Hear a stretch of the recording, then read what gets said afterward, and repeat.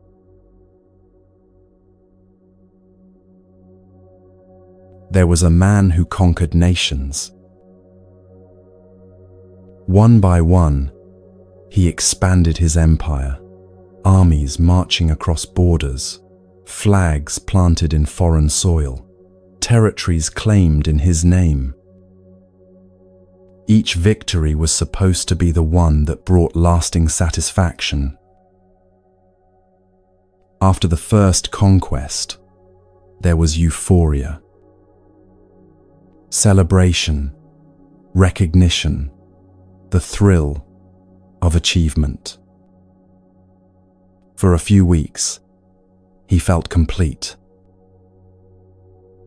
But then new concerns arose. How to maintain control of this territory? How to defend these new borders? What about the neighboring kingdom? Were they a threat now? So he conquered the neighboring kingdom. And the pattern repeated. Brief satisfaction, then new anxieties. More territory meant more complexity, managing resources, navigating politics, defending longer borders against more enemies. The empire grew, and so did the problems. More wealth, but more people wanting it. More power, but more paranoia about losing it. More recognition, but more pressure to maintain the image. He conquered again. And again, always thinking, this next one will be different. This next victory will finally bring the peace I'm looking for. It never did. On his deathbed, surrounded by the spoils of a lifetime of conquest, he whispered to no one in particular, what was it all for? The Buddha saw this pattern everywhere he looked. Not just in empire builders, but in every human heart. He called it tanha, craving, the origin of suffering. Not desire itself, but the quality underneath desire. The grasping, the belief that your peace depends on getting what you want, or avoiding what you don't want. 3 flavors of this craving, he said. I must have this to be complete. Craving for sensual pleasure, for possessions, for experiences that will finally fill the void. I must avoid this to be safe. Craving to escape pain, to eliminate discomfort, to make unpleasant things disappear. I must become this to be worthy. Craving to be someone different, someone better, someone who's finally good enough. And all 3 are rooted in the same misunderstanding, that something is fundamentally wrong with this moment, with this life, with this you. So you reach for the next thing, the next achievement, the next relationship, the next level of success or spiritual attainment, believing that will fix what's wrong. And maybe you get it. Maybe you achieve the goal, acquire the thing, become the person you thought you needed to be. Brief satisfaction. A moment of relief. Finally. And then, so subtle, you might not notice, the wanting returns. Now it's the next thing. Now there's a new gap to fill, a new goal to reach, a new way. You're still not quite enough. The loop is exhausting. Want, get, brief satisfaction, want again. Like drinking salt water to quench your thirst, each drink creates more thirst. Look at human history through this lens, and you see it everywhere. Wars fought over resources because more will make us secure. Exploitation of people and planet because accumulation will make us complete. Endless consumption because the next purchase will finally satisfy. Not because humans are evil. Not because we're fundamentally flawed. But because we're lost in dukkha, lost in this misunderstanding about what will bring peace. And the tragedy is, we pass this down. Generation after generation, teaching our children, you'll be happy when you achieve this, when you acquire that, when you become someone important. So they spend their lives chasing the same mirage we chased. The same mirage their children will chase. Unless someone stops and sees the pattern clearly. Even spiritual seeking can become this. Even the pursuit of enlightenment can be co-opted by the same craving energy. I must become enlightened to be worthy. I must have this spiritual experience to be complete. I must achieve this state of consciousness to finally be at peace. Same pattern, different content. The ego trying to use spirituality to complete itself. This is why manifesting teachings can sometimes perpetuate suffering rather than end it. If you're manifesting from a sense of lack, if the whole project is based on, I'm not enough as I am, so I need to create this reality to become enough, you're just feeding the same craving that caused the suffering in the first place. The thing you manifest might arrive, but the sense of lack won't disappear. Because the lack was never really about the missing thing.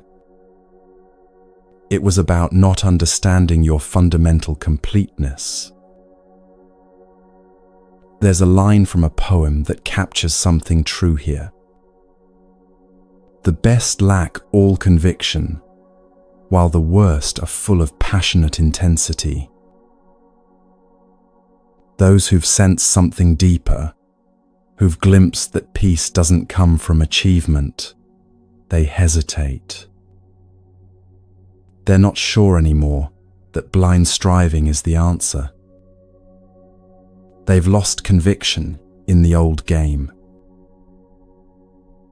Meanwhile, those completely identified with form, completely convinced that accumulation equals happiness, they charge ahead with passionate intensity. Building empires, conquering territories, manifesting realities, sure that this time, finally, it will be enough. Neither position is wrong. Exactly.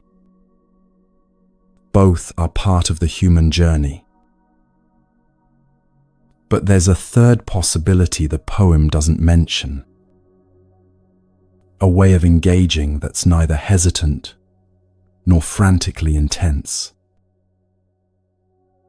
Action that comes from understanding, not from craving. Creation that flows from wholeness, not from trying to complete yourself. This is what the Buddha was pointing toward.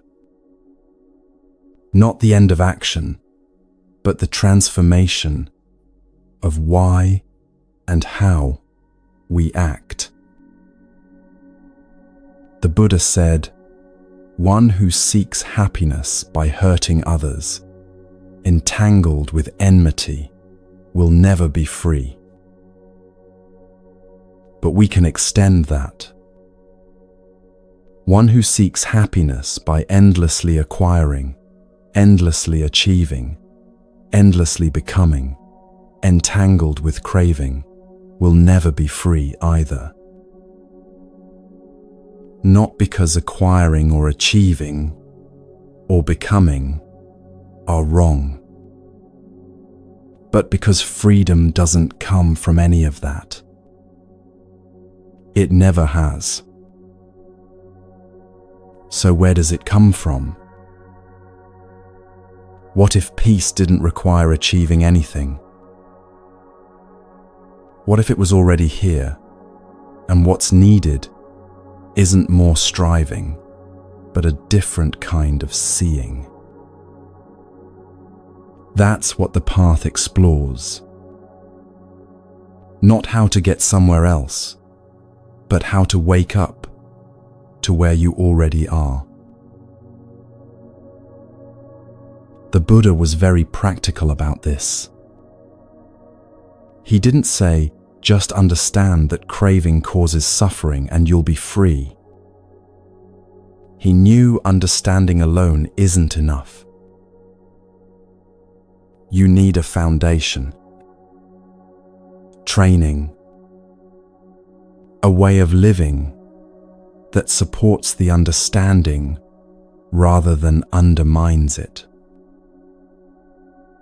He called it the threefold training: sila, samadhi, panna. Moral conduct, concentration, wisdom.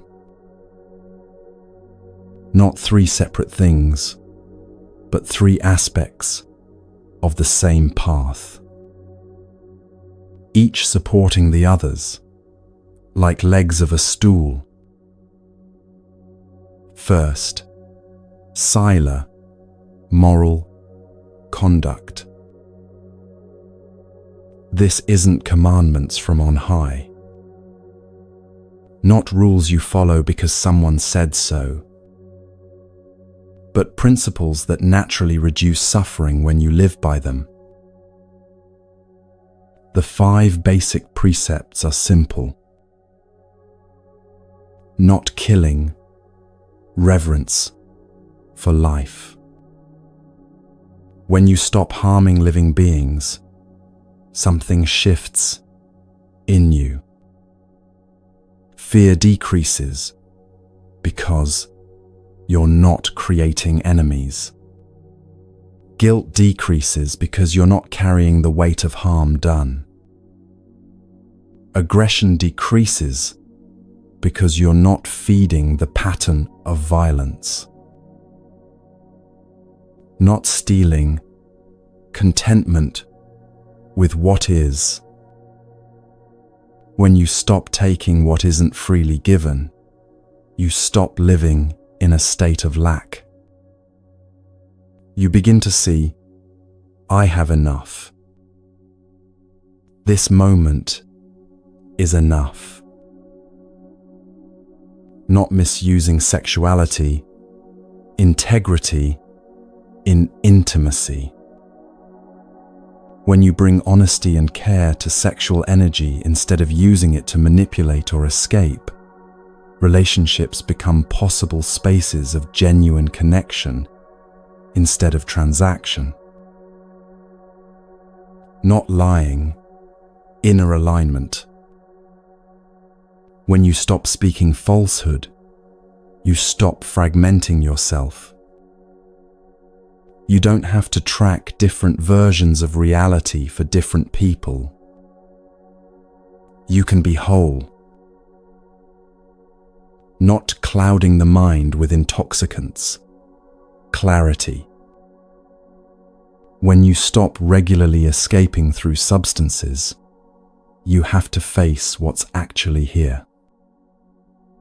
At first uncomfortable, eventually liberating. These aren't moral absolutes imposed from outside. They're observations about what creates conditions for peace and what doesn't. There was a merchant who built his business on clever lies. Not huge deceptions, just small exaggerations, strategic omissions, telling customers what they wanted to hear rather than the truth. It worked, in a way. Sales increased. Profits grew.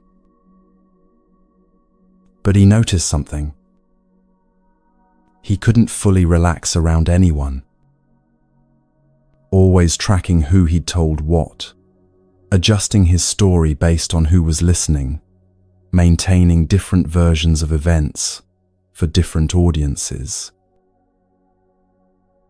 It was exhausting. One day, he just stopped. Started telling the truth, even when it cost him a sale. Started being honest about his product's limitations, about what he could and couldn't deliver. At first, it was uncomfortable. He had to face some consequences, customers he'd misled, promises he couldn't keep, the gap between his image and reality. But then something unexpected happened. Relief. Profound relief. He didn't have to carry all those stories anymore. Didn't have to remember who believed what. He could just be himself, say what was true, let people decide based on reality rather than manipulation. And his relationships deepened. When people realized they could trust his word, that he wasn't playing games, they relaxed around him too. Business actually improved, built on something solid now, not on shifting sand. This is what Sila does. It creates a container for practice. When you're not constantly creating chaos through harmful actions, your life becomes workable. Space opens up for deeper seeing. Second, samadhi, concentration. This is about training attention, gathering the scattered mind so it can actually see clearly. Imagine trying to examine something small by candlelight on a windy night. The flame flickers constantly. Shadows dance. You can barely make out the details. Steady the flame, and suddenly you can see. Your mind is like that flickering candle, jumping from thought to thought, distracted by every sensation, pulled by every worry about past or future. Samadhi is steadying the flame, not achieving some special trance state, not transcending reality, just training attention to rest on one thing long enough to actually see it. You can practice this with the breath. Simple, just staying with the sensation of breathing, returning when the mind wanders, again and again. Sounds easy. Try it for 5 minutes and you'll see how wild the mind actually is. How it resists staying with even something as simple as breath. But with practice, something shifts. The mind begins to settle, not by force, but by gentle, patient, returning. And when the mind settles, you can see things you couldn't see when it was scattered. You can see how thoughts arise and pass. You can see the space between thoughts. You can see patterns of craving and aversion that were invisible when you were lost in them. This isn't union with some cosmic absolute. It's just a gathered, stable attention that can now do the work of wisdom. And third, panna, wisdom. This can't be figured out intellectually. You can read every book, memorize every teaching, understand all the concepts perfectly, and still not have wisdom. Because wisdom isn't information. It's direct seeing. Seeing impermanence not as a concept, but as the lived reality of this moment changing.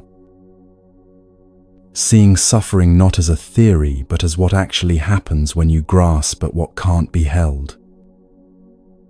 Seeing non-self not as a philosophy, but as the actual absence of a solid, separate self when you look carefully. There was a meditator who thought he understood impermanence. He'd read the texts, studied the commentaries, could explain it eloquently to anyone who asked. All conditioned things are impermanent, he'd say. Nothing lasts, everything changes. He understood it perfectly. Then he went on a 10-day retreat. Just sitting, watching his breath, paying attention to his actual experience moment by moment for 10 days straight. On the 5th day, something shifted. He was watching his breath, the sensation of air at the nostrils, the slight coolness on the inhale, the warmth on the exhale. And he suddenly felt, in his body, what he'd only understood in his head. Nothing holds still. Not for even a moment. Every sensation was arising and immediately passing away, replaced by another sensation that was also arising and immediately passing away. The inhale becoming the pause, becoming the exhale, becoming the pause. Each moment utterly new, never repeating exactly. His body, which he'd thought of as solid, was revealed as a process. Vibration, flux, constant tiny births, and deaths happening so fast he'd never noticed. He started crying. Not from sadness, from recognition. The concept had become lived reality, and now he couldn't unsee it. Everything he looked at, His hand, the wall, a tree outside, was obviously, viscerally, impermanent. Moment by moment dissolving and reforming. This is Panna. Not understanding impermanence as an idea, but seeing it so directly that your relationship to everything changes. And it arises from the combination of sila and samadhi. When your life is workable, because you're not creating constant chaos through harmful actions, and when your attention is stable enough to see clearly because you've trained it, then wisdom has a chance to arise.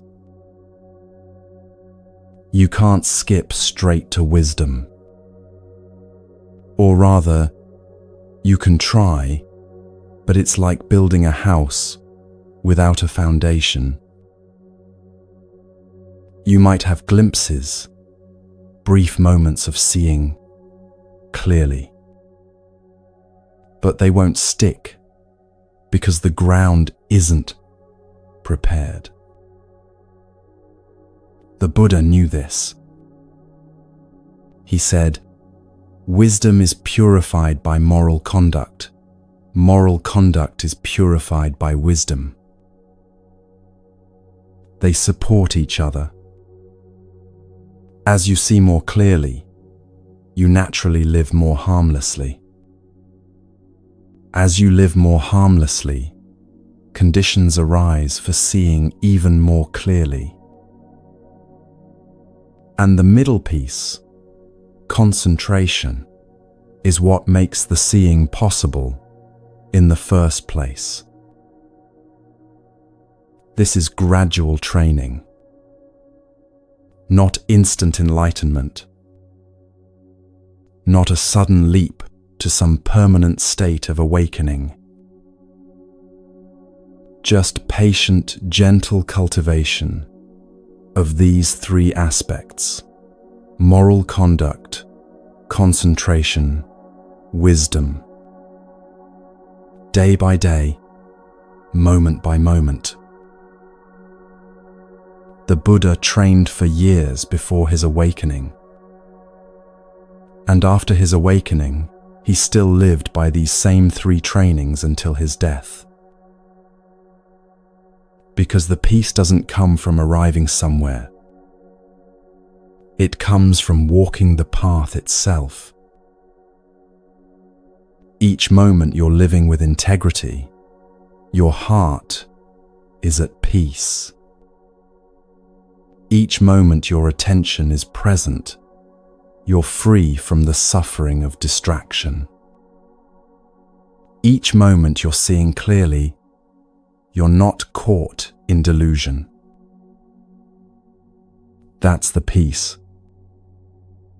Not some future destination, but this alignment of action, attention, and understanding. So the question shifts. Not, how do I achieve enlightenment? But, how do I live in a way that reduces suffering right now? And the answer is simpler than you might think. Live harmlessly. Pay attention. See clearly. That's it. That's the path. Everything else is elaboration on those three. Now, here's where it gets interesting. Because we're not just talking about what you do, we're talking about why you do it. The Buddha was very clear about this. He said, "It is intention that I call karma." Not the action itself, but the mind state behind the action. The quality of intention that motivates it. two people can perform the exact same action with completely different karma. Imagine two people giving the same gift. One gives from genuine care. They saw something that might bring joy, bought it freely, offered it with no expectation of anything in return. The giving itself is the completion. They're not waiting for gratitude or recognition or future favors. The other gives from obligation. It's expected. They have to do it. And underneath, there's resentment. They're giving not from care but from social pressure, maybe even hoping the gift will create indebtedness. Same gift, same wrapping paper, same smile when it's handed over. But completely different karma. Because karma isn't about external consequences. It's about what happens in your own heart. The first person gives and feels light, complete, at peace. They've acted from wholeness. The giving cost them nothing internally because it wasn't coming from lack. The second person gives and feels heavy, resentful, diminished. They've acted from a divided state, doing one thing while feeling another. The giving cost them internally because it came from obligation, not freedom. This is what the Buddha meant by satana, intention. The quality of mind from which action springs. And this brings us back to where we started. What you do is secondary. How you do it is primary. But how doesn't mean technique. It means, are you acting from greed, hatred, and delusion? Or from non-greed, non-hatred, and wisdom? Are you acting from craving, trying to complete yourself, defend yourself, make yourself more? Or from understanding, seeing what's needed, and responding skillfully? There was a carpenter who inherited his father's shop. At first, he resented it. He'd wanted to be an architect, to design grand buildings, to create something important. Instead, here he was making simple furniture, chairs, tables, cabinets. Ordinary stuff. For years he worked with resentment. Each project felt beneath him. He was capable of more, he thought. This was just survival, not creation. But circumstances kept him there. Family obligations, financial necessity. So he kept working, kept building furniture, kept feeling that his life was somehow less than it should be. Then something shifted. He couldn't even say exactly when or how. But one day, he was cutting a piece of wood, and he really felt it. The grain, the texture, how it wanted to be cut. Not forcing the saw through, but working with the wood, respecting its nature. He started bringing full attention to each joint, each measurement, each stroke of sandpaper. Not rushing to finish, not thinking about the next project. Just this wood, this moment, this precise action. The wood taught him patience. You can't hurry oak. It splits if you force it, reveals its beauty if you respect it. The work taught him precision. A fraction off in the measurement, and the joint won't hold. But get it exact and there's a rightness you can feel. Gradually, his furniture changed. Same designs, same basic function. But something in them was different now. People would sit in one of his chairs and pause. This feels. They'd search for the word peaceful. They couldn't articulate what was different, but they could feel it. The chair held them differently than other chairs. Something in the quality of its making had carried through into the quality of its being. One customer said, "When I sit in your chair, I feel like I can finally rest." The carpenter had infused his practice into his craft. Not intentionally, not as a technique. Just by bringing full presence to each moment of making. His work had become meditation, or meditation had become his work. They weren't separate anymore. This is right intention, samma sankappa. The Buddha described 3 aspects of it. Renunciation, letting go of grasping as your motivation. Not creating from, "I need this to be complete," but from, "This wants to be done and I'm available." Goodwill, acting from genuine care, not from manipulation or control. Wanting to benefit, not wanting to use. Harmlessness, not seeking to harm, even subtly. Not acting from aggression, even when it's dressed up as righteousness.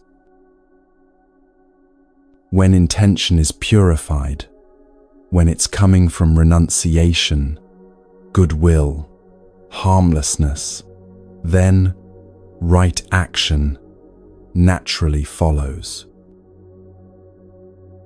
Right action, sammakamanta, isn't a different thing. It's what flows when intention is clear. Work becomes a vehicle for presence. Parenting becomes a vehicle for love.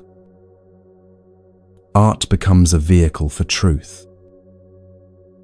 Even conversation becomes a vehicle for genuine meeting. Not what you do, but the mind you bring to it. You can be a CEO or a janitor. The form doesn't matter. What matters is whether you're bringing craving or clarity to what you do. There's a difference between creating from lack and creating from wholeness. Creating from lack says, "This will make me important. This will make me complete. This will make me safe." The whole project is designed to fill an inner void, But the void can't be filled that way, because the void isn't actually empty. It's full of the craving itself. You're trying to fill craving with objects, and craving just grows. Creating from wholeness says, this wants to be done. I'm here. I'm available. Not I, as a separate ego, trying to accomplish something, but awareness responding skillfully to what's needed. No cosmic consciousness using you as a puppet. That's a misunderstanding. Just clarity revealing the skillful response in this moment. When you're not lost in craving, when you're not driven by the need to complete yourself, you can see more clearly what's actually needed. And you can respond to that without the distortion of self-agenda. The Buddha said, the thought manifests as the word manifests as the deed develops into habit, and habit hardens into character. It starts with intention, the quality of thought, the mind state you're operating from. That shapes your words.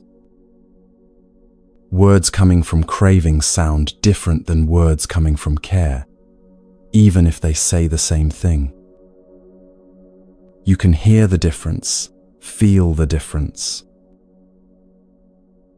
Your words shape your actions. Actions repeated become habits. Habits solidify into what you call your character, your personality, who you think you are. So it all traces back to intention. The quality of mind in this moment, which means freedom is available in this moment. Not after you've changed your whole life, not after you've achieved some perfect state. Right now, with the next thought, the next word, the next action. Notice your intention before you speak. Are you speaking from care or from ego? From genuine desire to communicate or from desire to impress? From honesty or from manipulation? Just notice. You don't have to be perfect. You don't have to only speak. When intention is pure, you'd never speak. But the noticing itself changes things. Because when you see the intention clearly, you have a choice. You can act from it, or you can let it pass and wait for clearer intention to arise. Notice your intention before you act. Why are you doing this? What's the mind state underneath? Are you trying to prove something, get something, avoid something? Or is this action coming from a place of genuine response to what's needed? That noticing, that simple awareness of intention, it changes everything. Not all at once, not dramatically, but gradually, like water shaping stone, the quality of your life shifts. Because you're no longer unconsciously driven by craving and aversion. You're beginning to see the patterns, the conditioning, the automatic reactions. And in the seeing, in the clear recognition of what's actually happening, freedom begins. Not freedom to control everything, but freedom from being controlled by unconscious patterns. This is the path. Not somewhere else you need to go, but right here, learning to act from understanding rather than compulsion, from presence rather than distraction, from wisdom rather than delusion.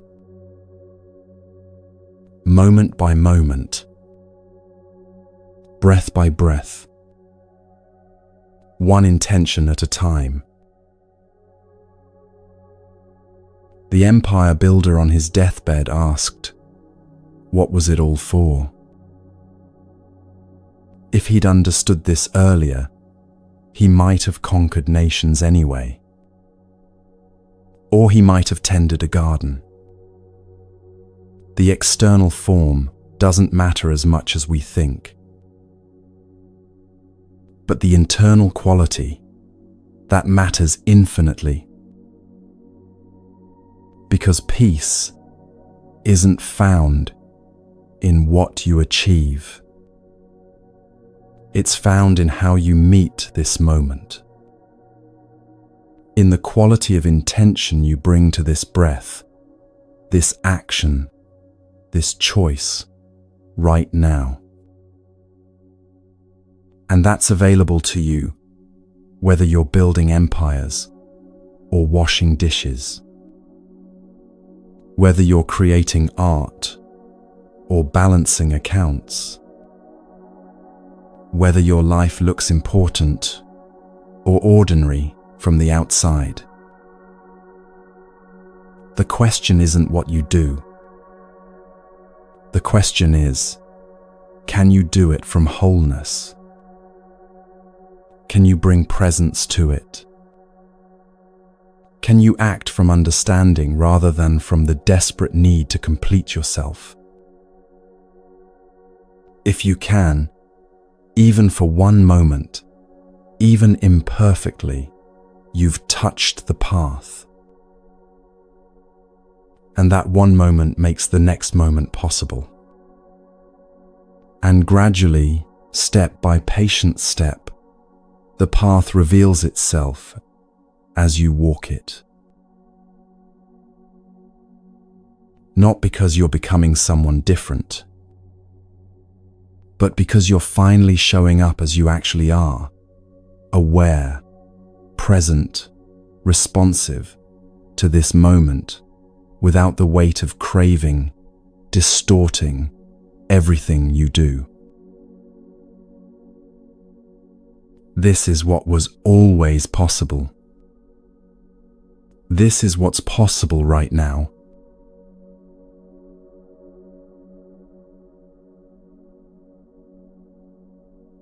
There was a potter who spent months creating a series of bowls.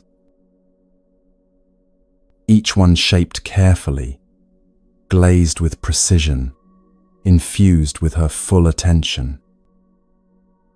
She loaded them into the kiln for the final firing, the moment that would either set the glaze beautifully or destroy everything. Kilns are unpredictable. Temperature spikes, oxygen levels, 100 variables she couldn't control. She'd lost entire batches before to kiln accidents.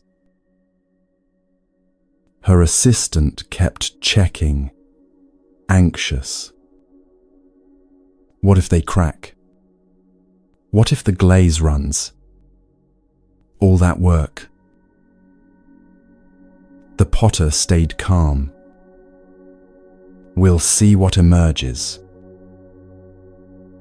When the kiln cooled and they opened it, 3 bowls were perfect. 2 had cracked beyond repair. 1 had developed an unexpected pattern in the glaze, a flaw that somehow made it more beautiful than anything she'd planned. The assistant was distraught about the broken ones. thrilled about the perfect ones, confused about the flawed but beautiful one. The potter just smiled. "The kiln teaches what we can't control," she said. "Every firing is a lesson in letting go." She didn't celebrate the perfect bowls as proof of her skill, didn't despair over the broken ones as personal failure, didn't cling to the outcome either way. Just present with what emerged, responding skillfully to what was actually there. This is equanimity. Not indifference to outcomes, but freedom from being destroyed by them. When obstacles appear in your path, and they will, there are two ways to meet them. The old pattern goes like this: resistance, complaint, "This shouldn't be happening." Anger at the obstacle, at whoever created it, at the universe for allowing it. Collapse into victimhood or rage. All that energy goes into fighting what is, and fighting what is never works. What is? Your resistance doesn't change it. It just adds suffering on top of the situation. Equanimity meets obstacles differently. This is happening. What's the wise response? Not, "Why is this happening to me?" Not, "This is unfair." Not, "Someone's going to pay for this." Just clear seeing. These conditions have arisen. What does wisdom suggest I do now? This isn't passivity. It's engaged wisdom. Sometimes the wise response is to work around the obstacle. Sometimes it's to wait. Sometimes it's to change direction entirely. Sometimes it's to push through with sustained effort. But you can only see the wise response when you're not collapsed into reactivity.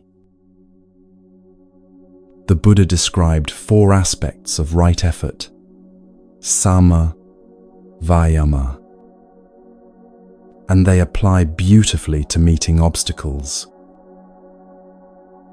First, prevent unwholesome states from arising. When the obstacle appears, don't let your mind immediately spiral into catastrophe.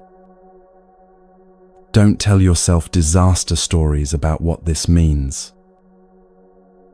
Catch the catastrophizing before it takes hold. Second, abandon unwholesome states that have arisen. If you've already started complaining, blaming, collapsing, notice it and let it go. Release the story. Come back to what's actually here.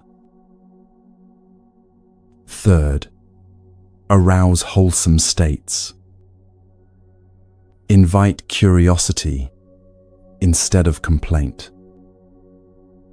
Invite patience instead of urgency. What can I learn from this? What's actually needed here? Fourth, maintain wholesome states. When you find presence, when you find patience, protect it. Keep coming back to it as conditions try to pull you back into reactivity. Let's make this concrete. Say you're working on a project, something important to you, something you've invested time and energy into, and it gets blocked. Funding falls through, or a key person quits, or circumstances shift, and suddenly the whole thing is in jeopardy. First reaction might be anger. This is wrong. This shouldn't have happened. Who's responsible? How could they do this? Blame starts looking for a target. The system, the person who made the decision, fate itself. And you can feel it in your body. The heat, the tension, the adrenaline of fight mode. But then, pause. Just pause. Take a breath. Feel your feet on the ground. Return to presence. Not by forcing anything, just by stopping the momentum of reactivity for a moment. And from that pause, look clearly. What's actually here? What's really needed? Maybe you see that the obstacle is revealing a flaw in the original plan. Something you couldn't see before because you were too close to it. The blocking is actually useful information. Or maybe the obstacle is opening an unexpected path. A different direction you would never have considered if the original plan had succeeded. A better direction, though you couldn't have known it at the time. Or maybe the obstacle is teaching you patience, resilience, the capacity to work with difficulty instead of demanding everything go your way. You can't see any of this when you're collapsed into, "This shouldn't be happening." You can only see it when you meet what is with some degree of equanimity. This isn't positive thinking. It's not pretending the obstacle is actually a gift, or that everything happens for a reason.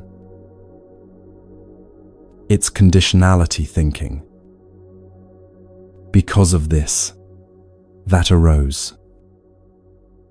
Now what are my options? Realistic, clear-eyed, not adding stories of disaster or salvation. Just seeing these conditions, this situation, these possibilities. The Buddha taught something useful about this. He talked about 2 arrows. The first arrow is pain. Injury happens, loss happens, disappointment happens. That's the first arrow, life's unavoidable difficulties.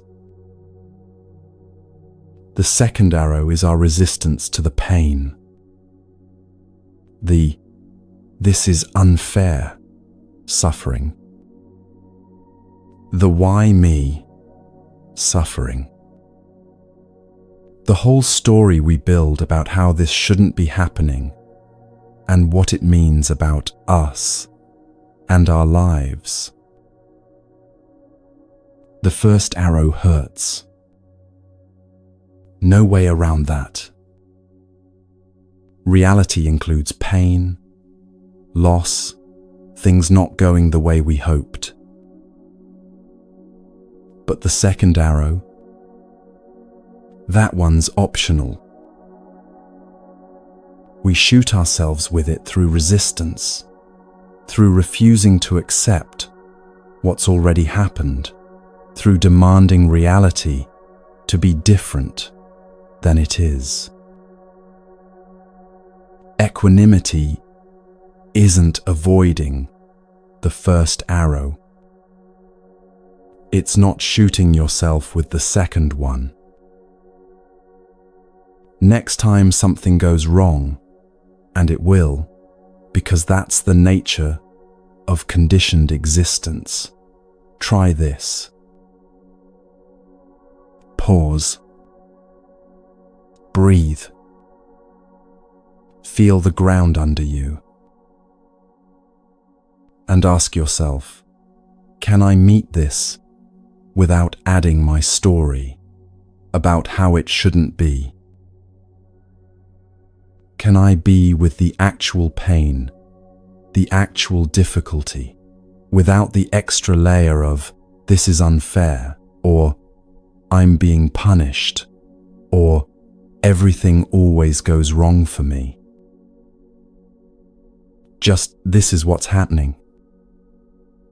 This is the situation. What now?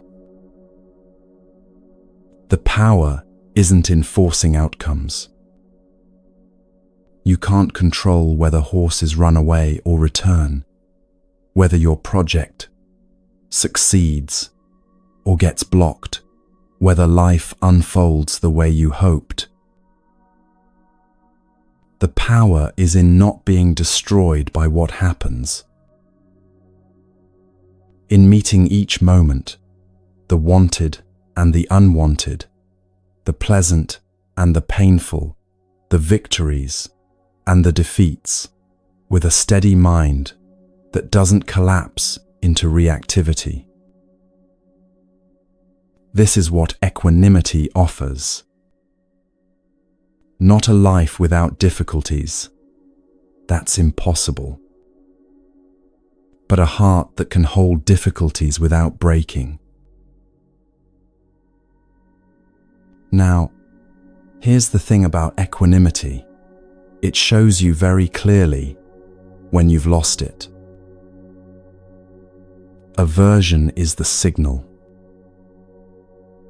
The Buddha talked about 3 poisons that keep us trapped in suffering: greed, hatred, delusion, or in Pali, lobha, dosa, moha.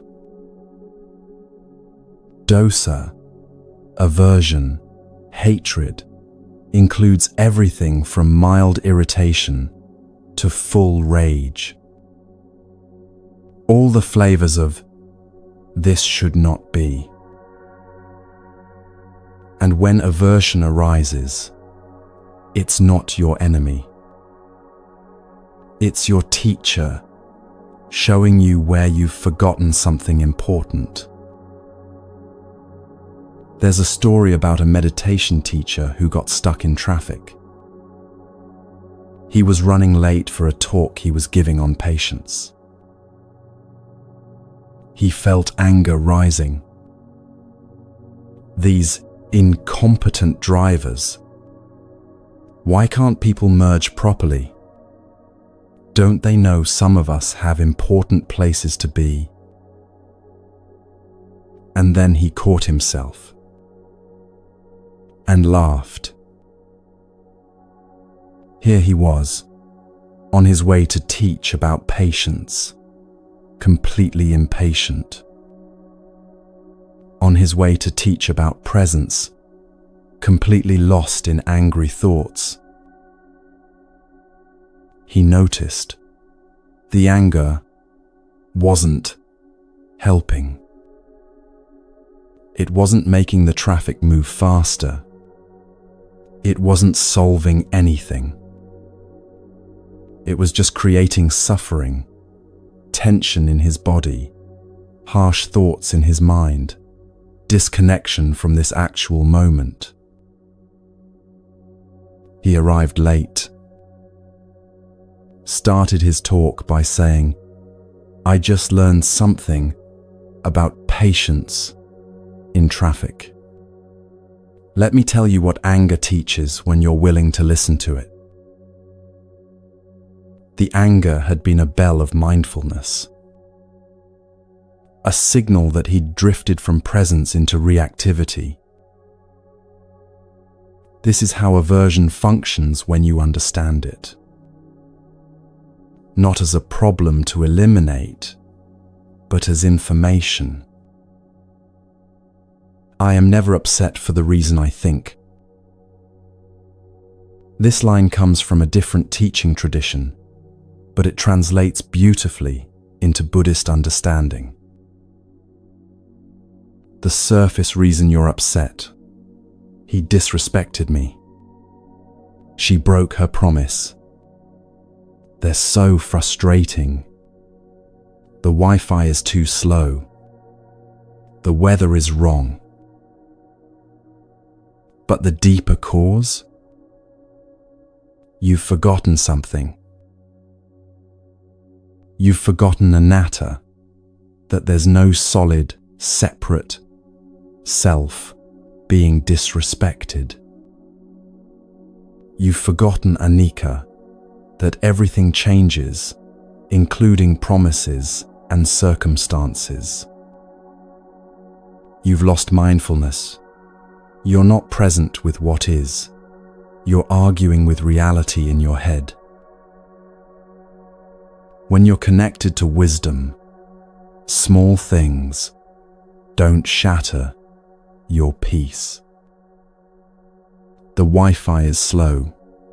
Okay, it's slow. The weather isn't what you hoped.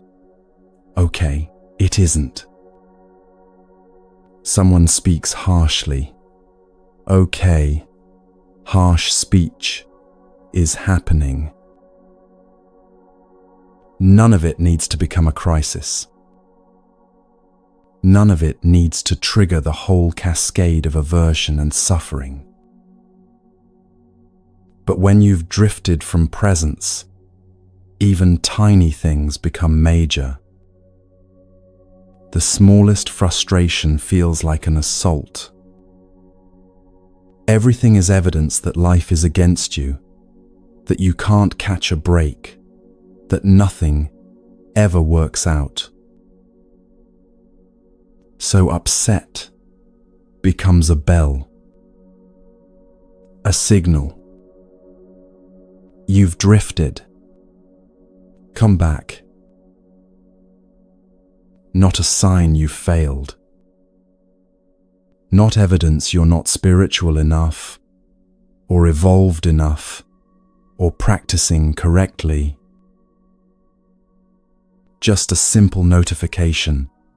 You're lost in thought, lost in reaction, lost in the story of me and what shouldn't be happening to me. Time to return. The practice is simple. When aversion arises, note it. Aversion is here. Not I am angry, as if you and the anger are the same thing. Just anger is present. And then watch it. With some curiosity, some space around it. Watch it arise. There's the trigger, there's the unpleasant sensation, there's the thought, this shouldn't be. There's the heat in the chest, the tightness in the jaw. Watch it peak. The anger builds. Thoughts accelerate. Maybe you speak sharply or slam something down. Watch it fade, because it will. Everything does. Anicca applies to anger too. Give it a few minutes without feeding it with more thoughts, and it naturally subsides. This is radically different from I am angry. When you identify with the anger, you become it. It runs you, speaks through you, makes decisions for you. But when you watch it as a process arising and passing, you're free. Free to feel it without becoming it. Free to let it move through without causing harm. Why are we upset so much of the day? Look closely at your actual experience. Traffic is slow, irritation, Wi-Fi lags, frustration. Someone's tone is sharp, offense. The weather is wrong, disappointment. Your body aches, resentment. Countless small aversions throughout the day. Each one a moment where you're arguing with reality. Each one optional suffering. Reality doesn't care if you approve of it. Traffic moves at the speed it moves. Weather does what weather does. Bodies age and ache. People speak however they speak. Your aversion doesn't change any of it. It just adds suffering on top of the situation. And listen, you're not broken if you get upset. You're human, with human conditioning. We've all been trained to resist what's unpleasant, to fight against what we don't like, to believe our comfort is more important than reality's unfolding. The path isn't perfection. The path is the return. You get upset. You notice. You return to presence. You get upset again. You notice again. You return again. 10,000 times. 100,000 times. Each return is the practice. Each noticing is freedom beginning. The Buddha said something memorable about anger. He said, holding on to anger is like grasping a hot coal with the intent of throwing it at someone else. You are the one who gets burned. You think you're punishing them by staying angry. You think your aversion is protecting you, or teaching them a lesson, or maintaining your dignity. But who's suffering? Who's carrying the hot coal? Not them. You. The anger burns in your body, disturbs your sleep, narrows your perception, clouds your wisdom. And the person you're angry at might not even know, might not care, might have forgotten the whole incident. So today, just as an experiment, notice when aversion arises. You don't have to fix it. You don't have to make it go away. You don't have to be perfectly patient or loving or accepting. Just see it clearly. That's all. Just recognition. Oh, aversion is here. That's seeing. That's simple, clear recognition. That's freedom, beginning. Not freedom from ever feeling aversion again. freedom from being enslaved by it, from letting it run your life, from burning yourself with coals you're trying to throw at others. Now, there's something subtle here that needs clarification. Because you might hear all this teaching about releasing craving, letting go of desire, not grasping, and think, so I should want nothing. No, that's a misunderstanding. The Buddha didn't teach desire nothing. He taught discern between craving and wholesome desire. There's a Pali word, tanha, that gets translated as craving or thirst. This is desire rooted in illusion, in the belief that you're incomplete and need something external to complete you. It feels frantic, driven, desperate. I need this to be happy. I must have it, or I won't be okay. I have to become this, or I'm worthless. Tanha has 3 flavors the Buddha described. Sensual craving for pleasant sights, sounds, tastes, textures, experiences. The endless wanting of more, better, different.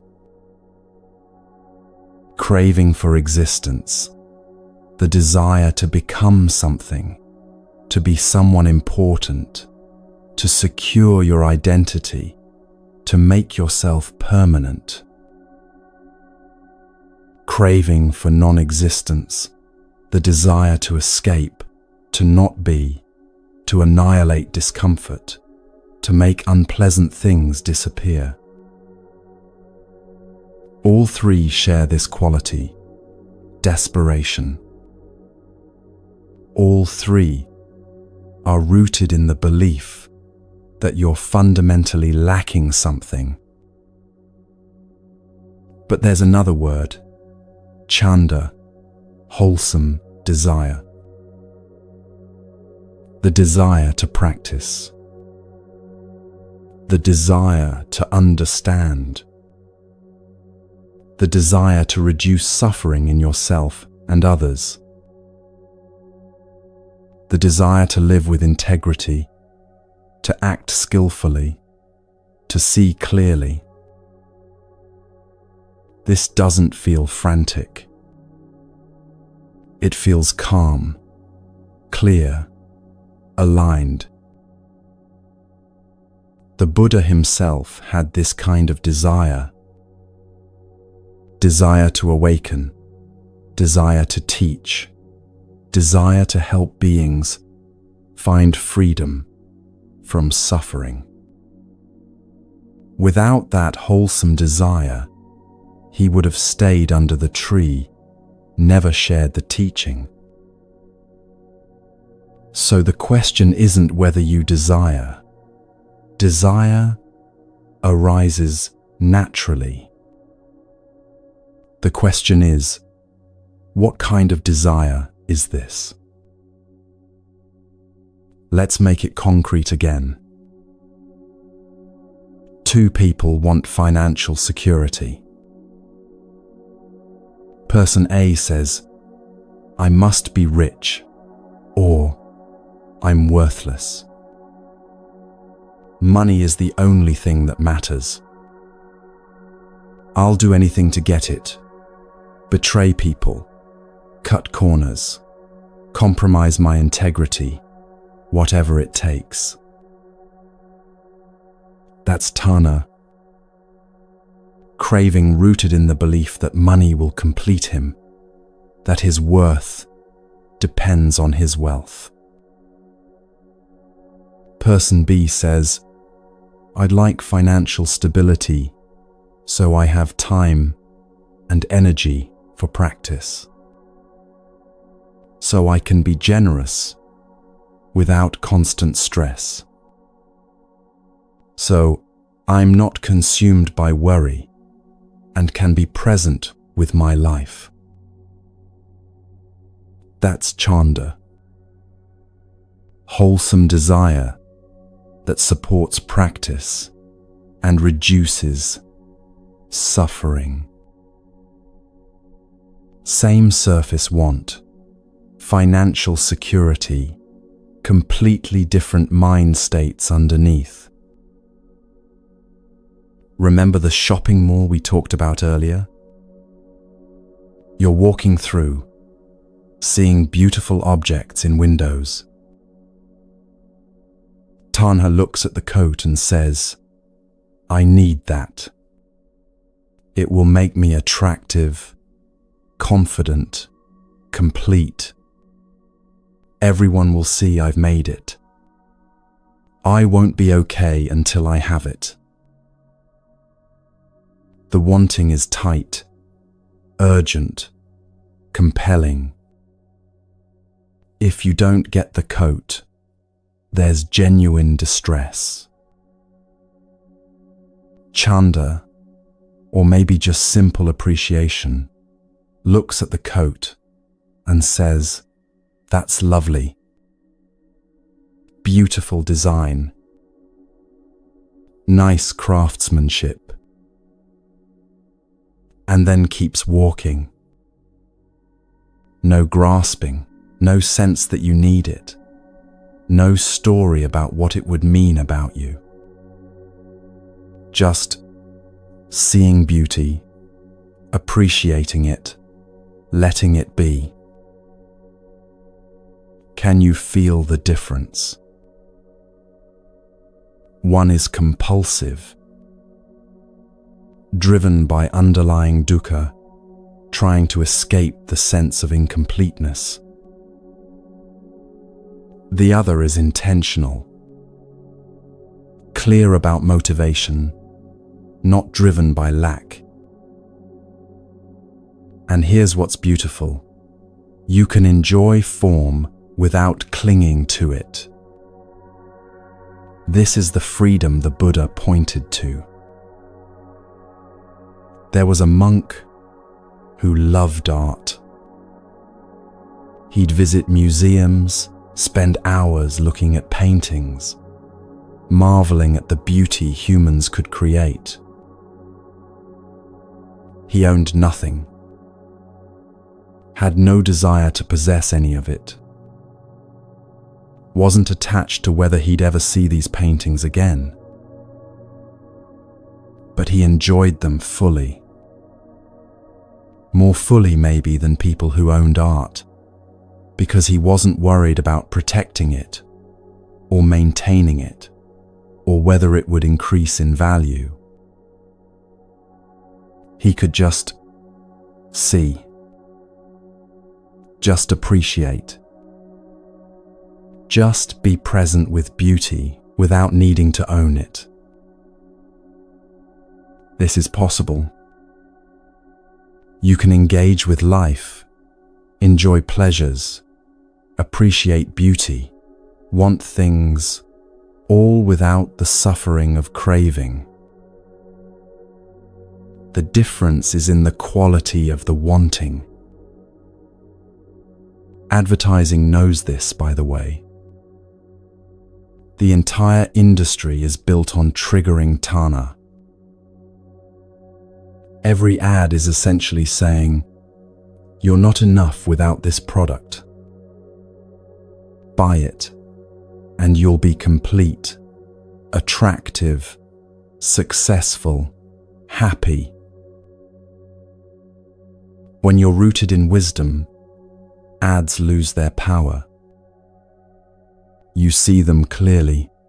Oh, they're trying to create craving where none existed. How interesting.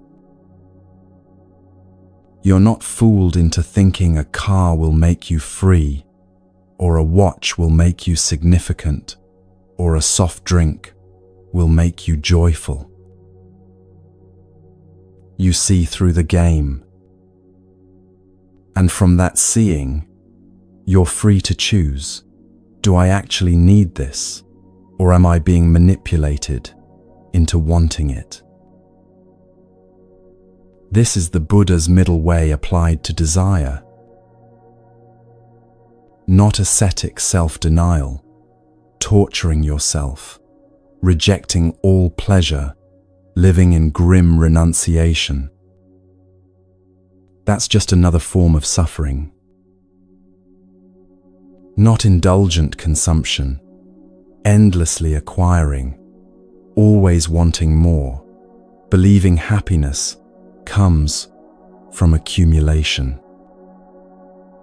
That's the suffering of craving.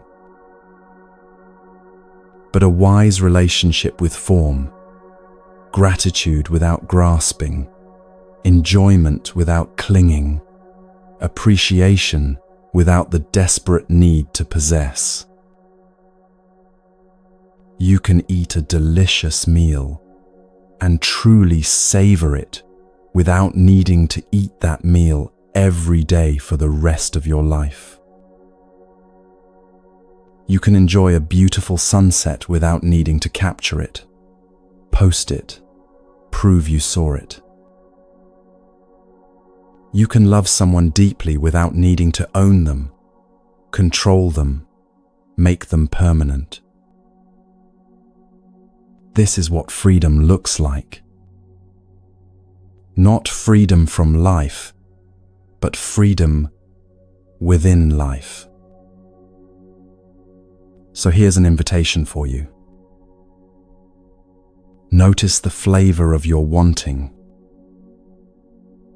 When desire arises, and it will, constantly, just pause for a moment and check. Does this feel desperate, driven, frantic? Or does it feel clear, calm, intentional? Are you wanting from a sense of lack, trying to complete yourself with this thing? Or wanting from wholeness, responding skillfully to actual needs? You don't have to judge yourself either way. Tanha will arise. You're human. You've been conditioned this way. The point isn't to eliminate all craving through force of will. The point is to see it clearly. To know, this is tanha arising. This is how it feels in the body. This is the thought pattern that accompanies it. And in that clear seeing, wisdom arises. Not because you're trying to be wise, but because seeing clearly is what wisdom is. You might still want the thing. You might even get the thing. But you won't be enslaved by the wanting. You won't believe your happiness depends on getting it. You won't be devastated if you don't. The wanting becomes lighter, more transparent, less solid. Just another phenomenon arising and passing in awareness, like everything else. And from that lightness, you can engage with life fully, wanting, creating, enjoying, experiencing all of it, without the suffering that comes from thinking any of it will finally complete you. Because you're already complete. You've always been complete. You just forgot for a while. And the practice, meeting obstacles with equanimity, noticing aversion as it arises, discerning between craving and wholesome desire, all of this is just remembering. remembering what you actually are beneath all the wanting and resisting, all the grasping and pushing away. Just this. Just awareness. Just presence. Meeting each moment, the pleasant and the painful, the wanted and the unwanted, with a heart that's learning, slowly, patiently, to stay open. This is the practice. And it continues, breath by breath, moment by moment, for as long as this life lasts.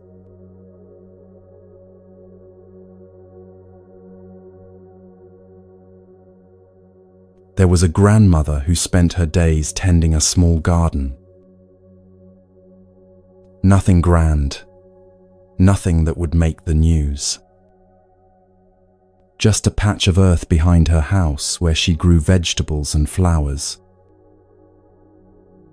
Every morning, she'd water the plants, pull weeds carefully, gently, talking to them as if they were old friends. In the afternoon, she'd sit on a bench under a tree, watching light move through the leaves. She had no platform, no following, no grand mission to change the world. Just this, the garden, the sitting, the quiet days unfolding one after another. But something interesting began to happen. Neighbors started finding reasons to stop by.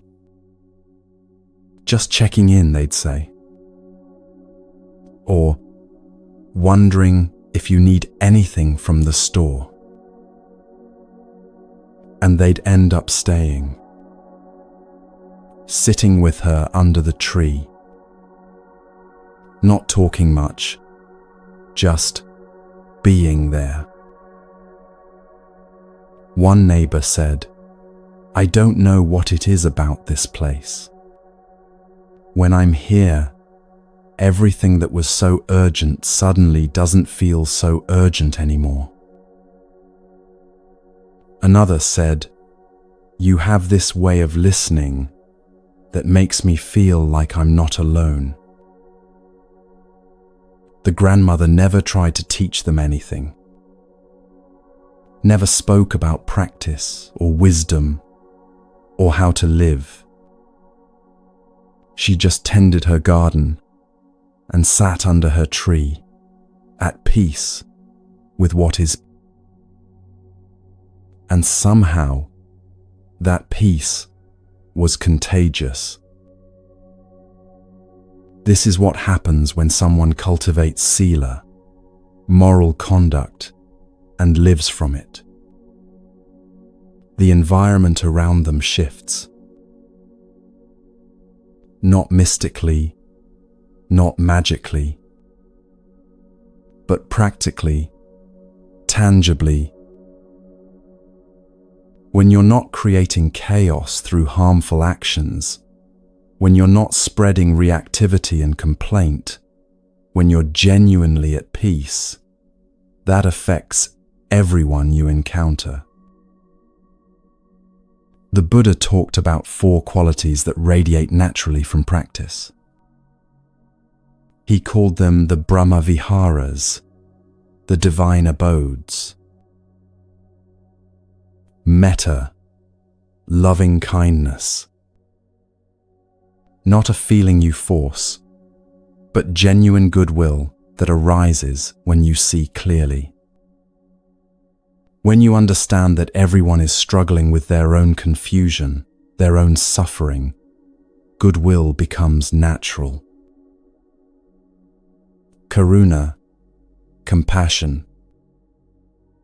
Responding to suffering with care instead of aversion.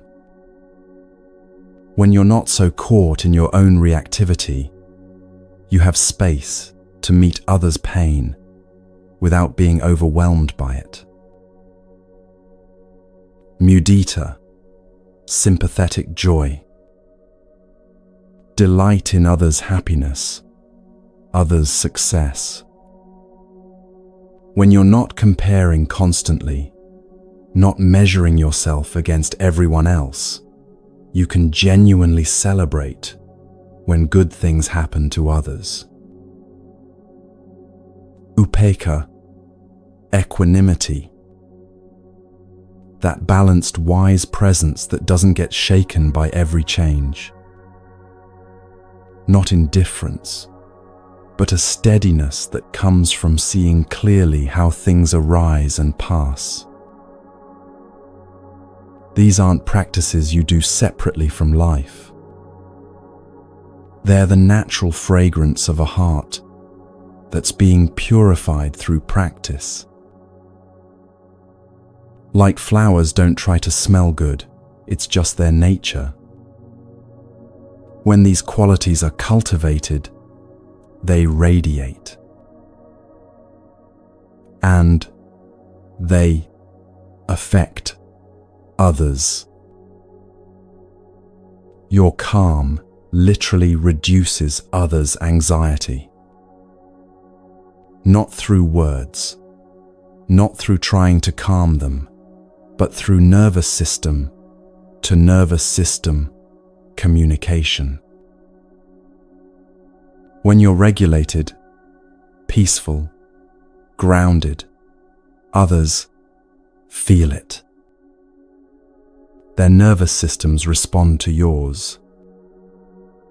They don't know why, but they feel safer around you, steadier.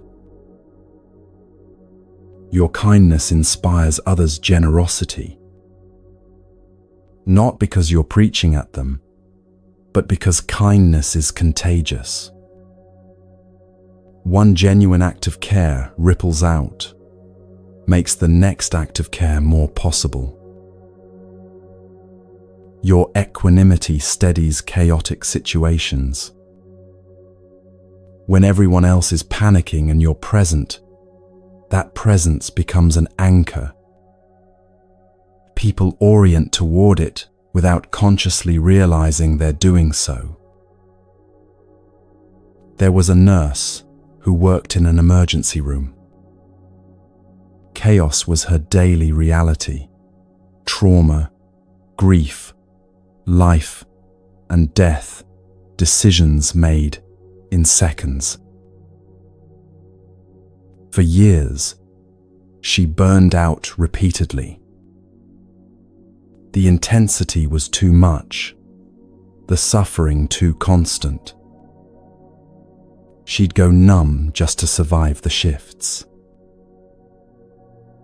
Then she started practicing metta meditation. 20 minutes before each shift, sitting in her car, sending goodwill. To herself first, then to whoever she'd encounter that day. She didn't expect it to change anything. It was just something to try, a way to prepare her heart for what was coming. But things did change. Patients started saying things like, "When you're here, I feel safe." Even in the midst of their pain, their fear, something about her presence settled them. Doctors noticed it too. "The room changes when you enter," one said. "I don't know what it is, but everything feels more manageable." It wasn't magic. It was her nervous system. Through practice, she'd learned to stay regulated, even in chaos. Not numb, not checked out, but present and steady. And that steadiness was palpable. Her patients' nervous systems, her colleagues' nervous systems, they responded to hers.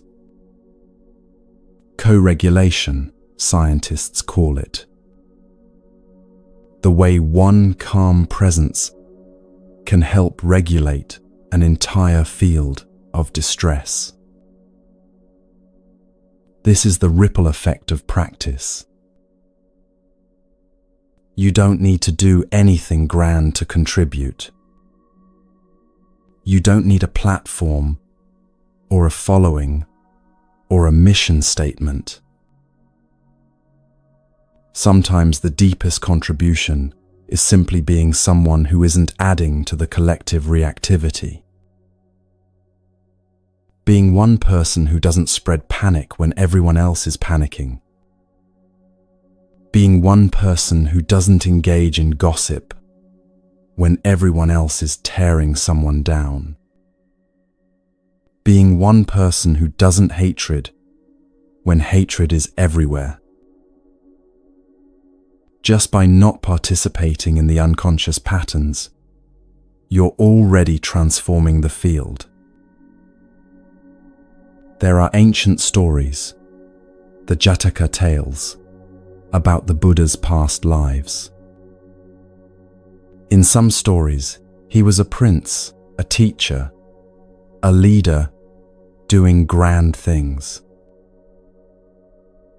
In others, he was a patient elephant who endured mistreatment without retaliating, or a generous bird who shared food when others were starving.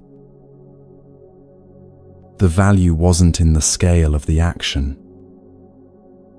It was in the quality of heart behind it.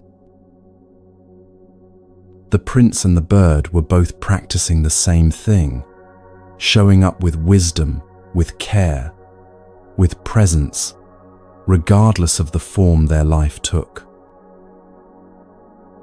Your life might look important or ordinary from the outside. It doesn't matter. What matters is, are you bringing awareness to it? Are you living from understanding rather than from unconscious reactivity? Are you reducing suffering where you are, in whatever small ways are possible? The Buddha said, just as a candle cannot burn without fire, we cannot live without a spiritual life. Not spiritual in the sense of religious or mystical. Spiritual in the sense of connected to something deeper than the surface scramble for security and significance. Connected to wisdom, to presence, to the understanding that reduces suffering rather than multiplies it. Your peace matters. Not just for you, for everyone you encounter. The checkout clerk who's having a terrible day. Your children who absorb your state more than your words. The stranger on the bus who's drowning in their own thoughts. When you meet them from presence instead of distraction, from kindness instead of irritation, from steadiness instead of reactivity, something shifts in the field between you. You might never know the impact.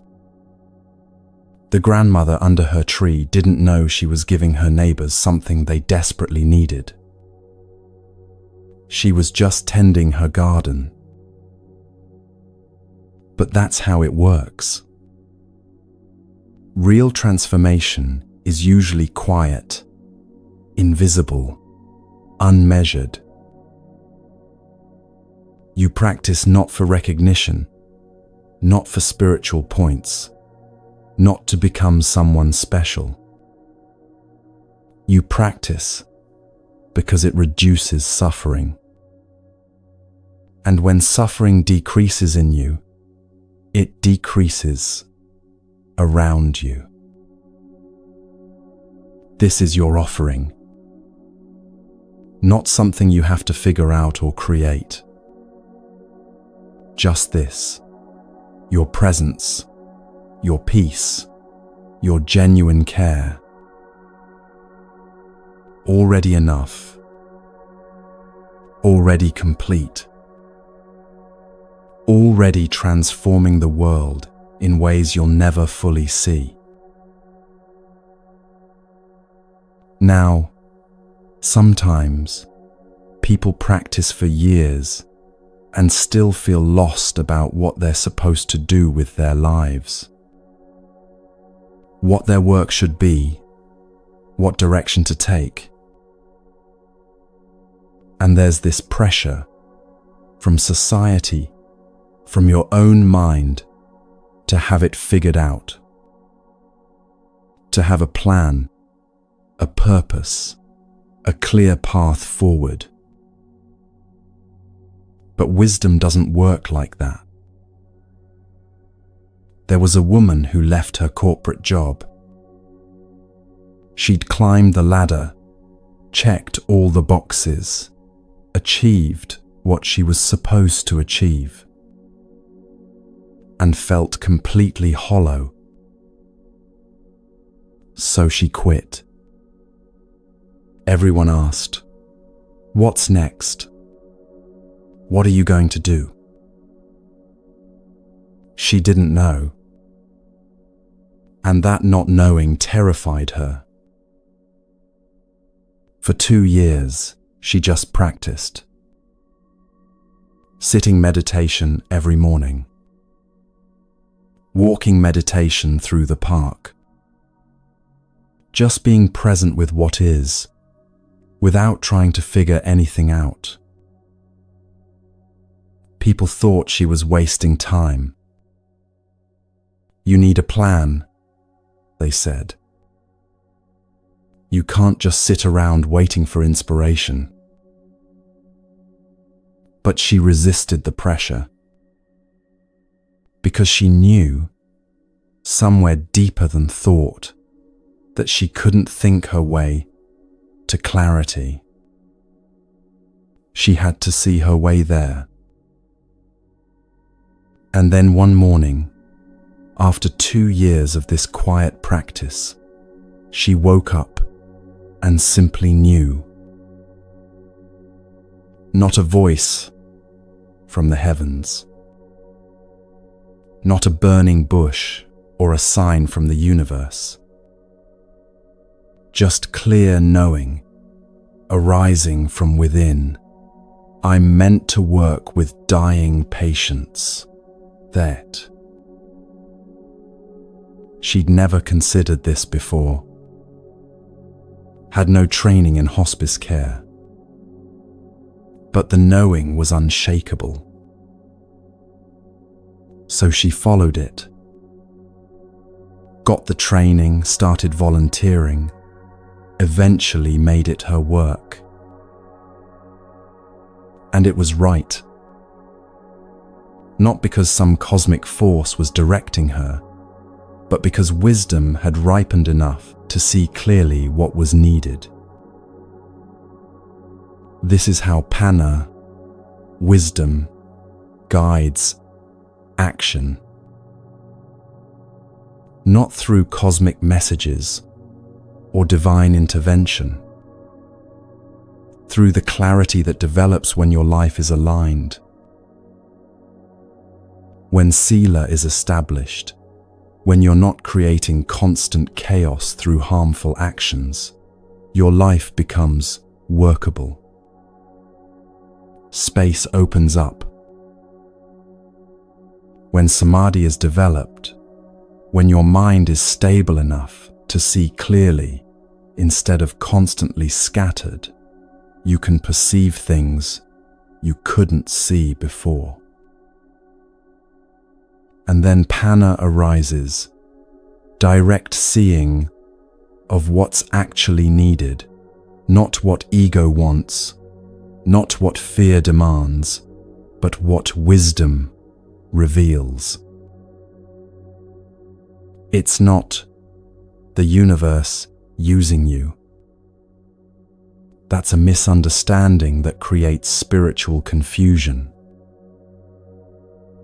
You are interconnected with everything. In that sense, you are the universe, not separate from it. But there's no separate cosmic agent puppeteering your actions.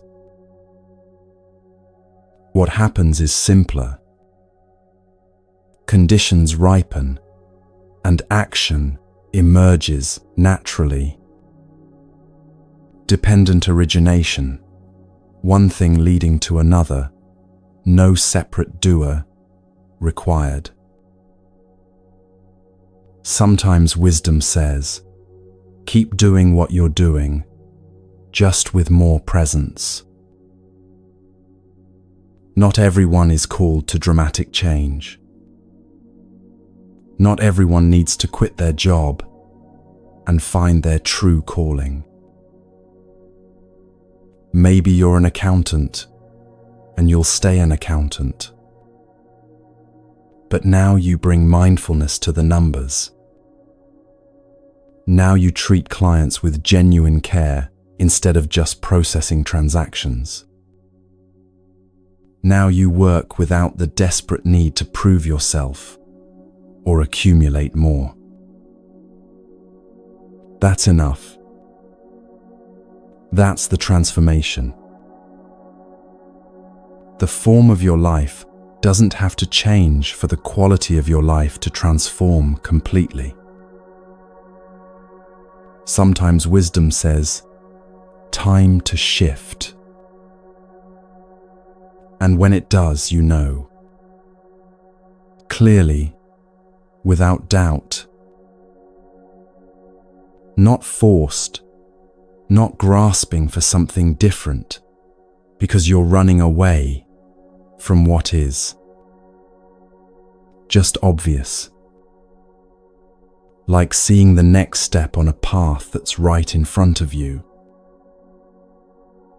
The Buddha talked about right livelihood, sama ajiva, work that doesn't harm, work that serves, contributes, reduces suffering in some way.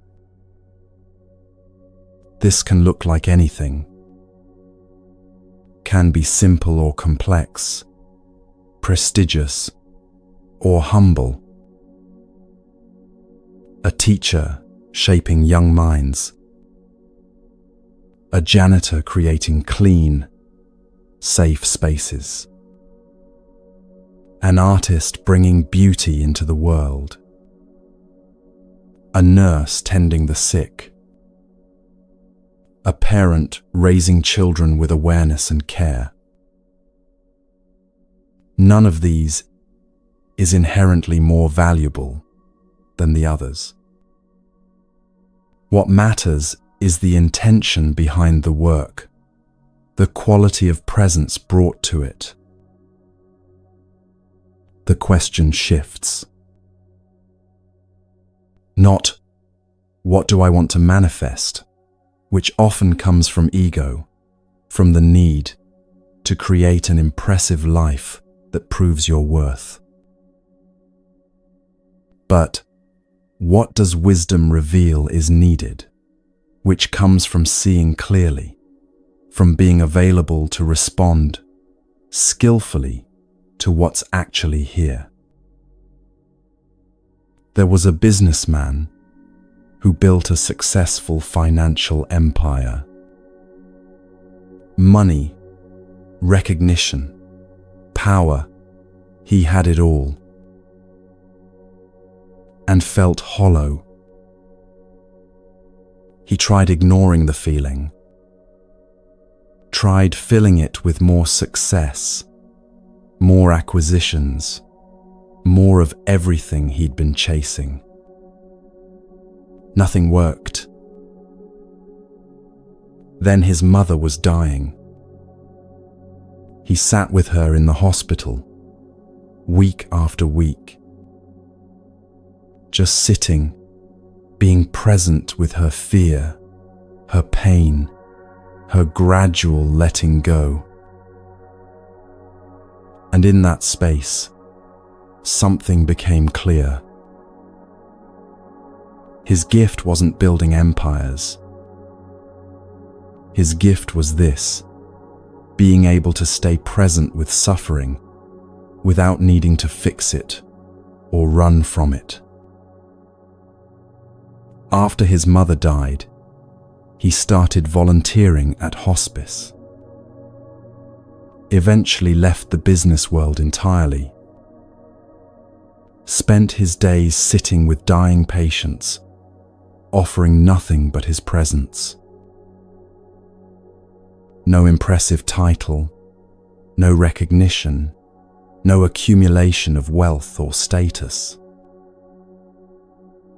And for the first time in his life, he felt fulfilled.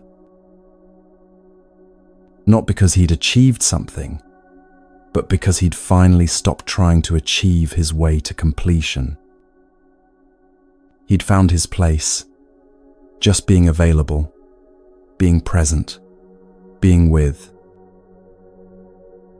So if you don't know what to do with your life, practice. Don't think harder about it. Don't force a decision. Don't panic about not having a clear plan. Just practice. Cultivate sila, samadhi, panna. Live harmlessly. Pay attention. See clearly. Clarity comes not from thinking harder, but from seeing clearer. And when the time is right, when conditions have ripened, you'll know. Not as a thought, not as a plan, but as a clear seeing. This is what's needed. This is what I'm here to offer. Now, there's one more trap to watch for. Subtle, easy to miss, but dangerous. Spiritual identity. You practice for years, make progress, see some things clearly, and then the ego sneaks back in, wearing spiritual robes. I am enlightened. I am a serious practitioner. I am more conscious than others. All just more ego. All just more form clinging. All just another identity to defend and maintain. There was a monk who'd practiced for decades, lived simply, followed his precepts, sat in meditation daily. Someone met him at the market and asked, "Are you a Buddhist?" He paused,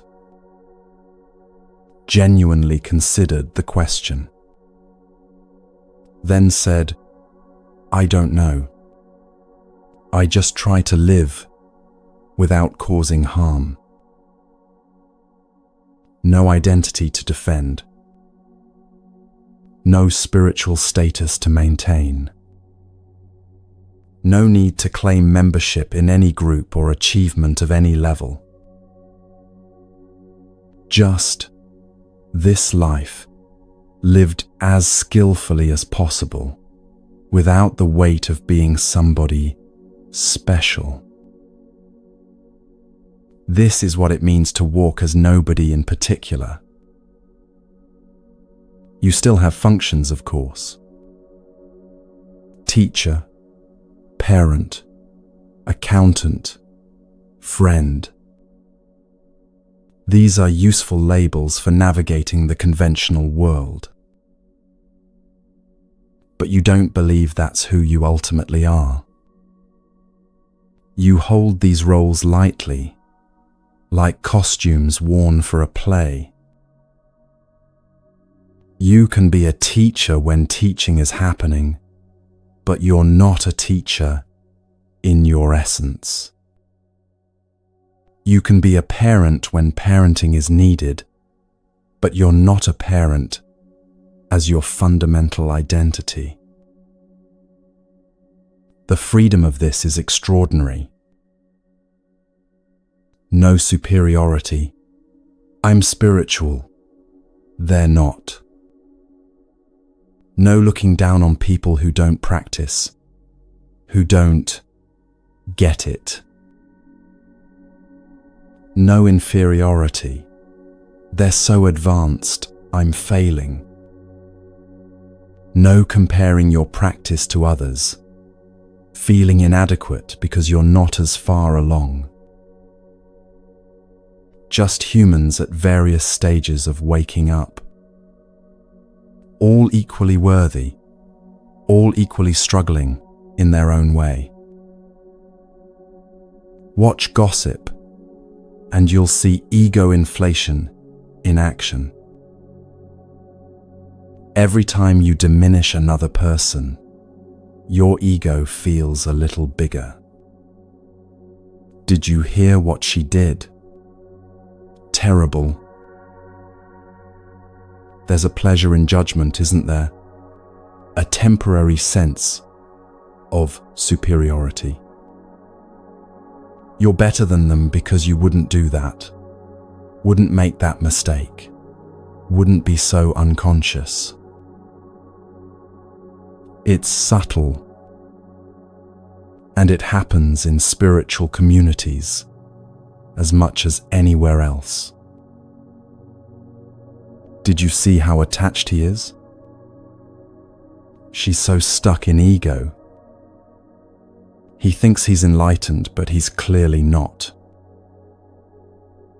Same game, different vocabulary. Still the ego trying to feel superior by putting others down. When you see this pattern in yourself, and you will, we all do it. Don't judge yourself harshly. Just see it. Oh, there's that pattern again. The seeing itself begins to dissolve it. There was a teacher who went to buy groceries. No robes, no beads, nothing to signal, I'm a spiritual person. Just another person in line at the checkout. The cashier was clearly having a rough day, scanning items mechanically, barely looking up, sighing heavily. The teacher didn't try to teach her anything, didn't offer wisdom or advice, just listened. The cashier started talking, complaining about her shift, her boss, how tired she was. The teacher listened fully, not planning what to say next, not judging, not trying to fix anything, just present, offering genuine attention and warmth. At the end of the transaction, the cashier looked up, really looked at him for the first time. "Thank you," she said softly. "That person really saw me." No identity performed. No, I am a teacher, playing out. Just presence offered, human to human. This is the practice. Drop the story of me repeatedly. Not once and you're done. Thousands of times. Noticing self-reference, releasing it. I am so wise. Release. I am such a failure. Release. Both are stories about a separate self that doesn't ultimately exist. Both keep you trapped in comparison, in the endless measuring of yourself against some standard. The Buddha called this mana conceit. Comparing yourself to others. I'm better. I'm worse. I'm equal. All three are delusion. All three assume there's a solid, separate self that can be measured and compared. Freedom is beyond comparison. Not because you're trying not to compare, but because you see clearly there's no one there to compare. Just this moment arising. Just this breath happening. Just this action needed. No me doing it impressively or failing at it. Just it being done through this form for this moment. Humility isn't self-deprecation. It's not putting yourself down, making yourself small, pretending you're less than you are. Humility is the natural result of seeing through self. When you see there's no one there to puff up or put down, what's left is just this. Simple, clear, without the drama of self-importance or self-hatred. Just this moment, this breath, this action that's needed now. No one claiming credit, no one defending against blame. So today, notice when you're performing your identity. Not to judge yourself, that's just more identity, more separation. Just to see, oh, I'm performing spiritual person right now. Oh, I'm performing successful professional. Oh, I'm performing struggling victim. The seeing itself loosens the grip. And underneath all the performance, underneath all the identities you've worn and defended and updated over the years, what's there? Just this awareness. Just this presence. Just this moment, free of the weight of being somebody. So simple. So light. So completely sufficient. The grandmother tending her garden never thought she was transforming the world. She was just watering plants, pulling weeds, sitting under a tree. The nurse didn't know her presence was healing people as much as her medical skills. She was just showing up, doing her job, staying as present as possible. The teacher, buying groceries, wasn't trying to enlighten the cashier. Just offering attention, offering presence, human to human. And yet, ripples.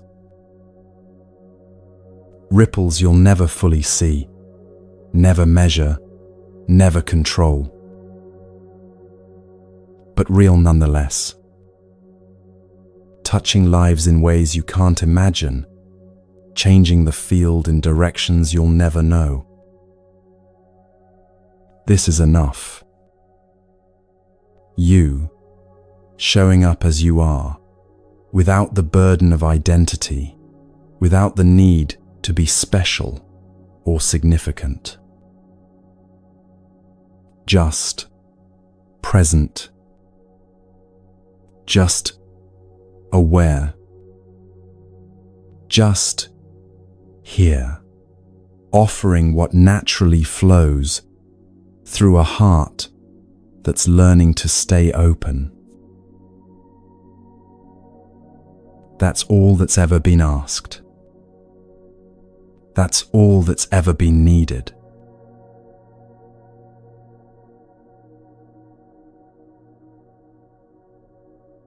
What you do with your life, this is your expression.